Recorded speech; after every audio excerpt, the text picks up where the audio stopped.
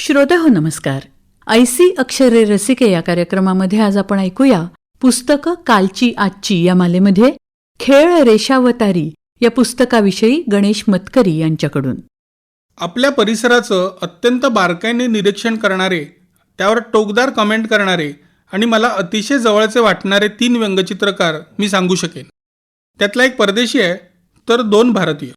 यातले एक आहेत ते आर के लक्ष्मण, ज्यांनी राजकारणावर केलेली निरीक्षणं त्यांच्या पश्चातही खरी ठरलेली आहेत. उरलेले 2 व्यंगचित्रकार आहेत जूल्स फायफर, हे अमेरिकन व्यंगचित्रकार, आणि आपले वसंत सरवटे. या दोघांचं काम मला खूप तुलना होऊ शकणारं वाटतं, सारखंच दर्जेदार. या दोघांचाही मानवी स्वभावाचा फारच अभ्यास आहे. चित्रांसह अनेकदा त्यांनी शब्दांचाही वापर केला आहे, काही वेळा टेक्स्चरसारखाही. चित्र एका विशिष्ट पद्धतीची दिसावीत यासाठी केलेला. दोघांनी वेळोवेळी राजकीय व्यंगचित्र काढली आहेत, पण ते राजकीय व्यंगचित्रकार म्हणता येणार नाहीत. व्यंगचित्रांना साहित्याच्या पातळीवर नेऊन ठेवण्याचं काम या दोघांनी केलं आहे. सरवटेंची व्यंगचित्रांची अनेक पुस्तकं आहेत, त्यातली बरीचशी माझ्या संग्रहातही आहेत. ती चाळत बसणं हा माझ्या फावल्या वेळचा उद्योग आहे. या संग्रहामध्ये कमी जास्त करणं कठीण आहे, पण मी बहुतेकदा ज्याकडे प्रथम वळतो तो संग्रह म्हणजे खेळ रेषावतारी. याच नावाने वसंत सरवटेंनी 1990 एक प्रदर्शन भरवलं होतं आणि त्या संबंधात लिहिलेला एक लेखही या पुस्तकात आहे. पण या पुस्तकात त्या प्रदर्शनातलीच चित्र आहेत असं काही नाही. सरवटेंची स्वतःची एक शैली आहे, सहज काढल्यासारखी वाटणारी, काहीशी रफ आणि तरीही अतिशय प्रभावी. अर्कचित्रांमधून त्यांनी अनेकदा आपल्याला हसवलं आहेच, पण पुलं एक साठवण आणि ठणठणपाळसाठी काढलेली त्यांची चित्र पाहिली तर लेखनापलीकडे जाऊन ते नव्या जागा कशा शोधू शकतात हे लक्षात येतं. या संग्रहात त्यांची ही विनोदाची स्वतंत्र जाण अधोरेखित होते. लहानपणापासून घरी अनेक दिवाळी अंक येत असल्याने यातलं काही काम मी आधीच त्या अंकांमध्ये पाहिलंय, पण इथे ते एकत्रितपणे पाहण्याचा परिणाम वेगळा आहे.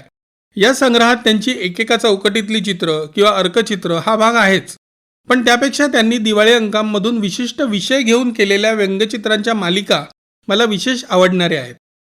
उदाहरणार्थ वरची पण सांस्कृतिक पातळी या नावाची एक मालिका आहे, ज्यात सांस्कृतिक विश्वातल्या व्यक्तींच्या खाजगी डायऱ्यांमधला मजकूर असा विषय आहे. यात त्यांनी काढलेली साहित्य विश्वातली अर्कचित्र तर ओळखता येतातच, पण त्याबरोबरच ही डायरीची पानं लिहिताना काढलेलं अक्षर, खाडाखोड, लेखनात दिसणारी किंवा न दिसणारी शिस्त, यातल्या दर गोष्टीचा त्यांनी वेगळा विचार केलेला आहे. शिवाय या काल्पनिक डायऱ्यांमधल्या मजकुराने होणारा हास्यस्फोट आहे तो वेगळाच. एक कलाकृती अनेक उलटसुलट क्रिया, प्रतिक्रिया, दुखापती, खिलाडूपणा इत्यादी इत्यादी नावाची एक मालिका आहे, जी हुसेन सारख्या कलाकाराच्या कलाकृतीमधून कसे वाद पेटवले जातात यावर नजर टाकतानाच सर्वसामान्य माणसाला कसं कलेबद्दल देणं घेणं नाही असा चिमटा काढते. किंवा प्रणय रॉयच्या द वर्ल्ड धिस वीकच्या धर्तीवर इंडिया धिस याने कोणताही वीक नावाची एक मालिका आहे, ज्यात वेगवेगळ्या स्तरावरच्या राजकारणाचा सरवटेंनी समाचार घेतलाय. खेळ रेषावतारीमधली चित्र किंवा सरवटेंची इतर चित्रही तुम्हाला केवळ व्हिज्युअल गॅगमधून हसवत नाहीत. हा विनोद तुम्हाला स्वतःचं डोकं चालवायला लावतो. तो कधी करुण आहे तर कधी धूर्त, कधी तुमचेच पाय खेचणारा. सरवटे कोणत्याही जागतिक कीर्तीच्या व्यंगचित्रकाराहून कमी नव्हते हे सिद्ध करणारा हा संग्रह आहे. अजून ते आपल्यापुरतेच राहिले आहेत, पण कधीतरी ही चित्र जगभरात पोचावीत असं जरूर वाटतं. खेळ रेषावतारी या पुस्तकाविषयी आपण ऐकत होतो गणेश मतकरी यांचा लेख पुस्तकं कालची आजची या मालेमध्ये. आणि याचबरोबर ऐसी अक्षरे रसिके हा कार्यक्रम संपला. या कार्यक्रमाला निर्मिती सहाय्य केलं होतं रोहिणी पाटील यांनी आणि सादर करत्या होत्या ज्योत्स्ना केतकर. पुन्हा भेटूया उद्याच्या भागात. नमस्कार.